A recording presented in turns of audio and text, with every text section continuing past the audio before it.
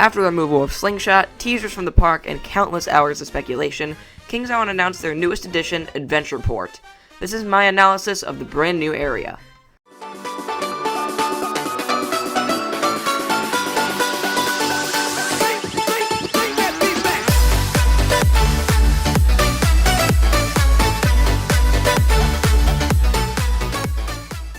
Let's start with some background information. Adventureport is replacing the old Oktoberfest, often considered the worst area in the park for lack of theming and rides.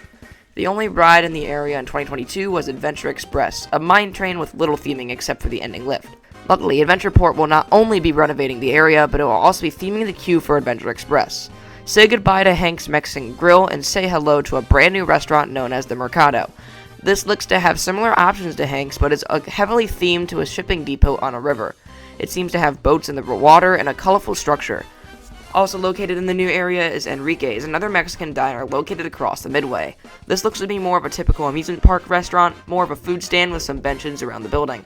In addition to the new restaurants, there appear to be different stands around, along with colorful banners and nets hanging over the area, so nightlife here should be stronger. This reminds me a lot of Cedar Point's Gemini Midway. Additionally, the pathways and pavers will be improved, a necessity for this area. Now let's get into the rides. The first and more family-oriented ride is Cargo Loco, a sort of teacups ride. It's themed to a dizzying shipment of barrels and is located mainly on the old Slingshot plot. The other ride is a new generation of Enterprise and is called Soul Spin. Think of Scream Extreme at Kentucky Kingdom. This should be a good fit for the park, adding another spinny ride to their collection.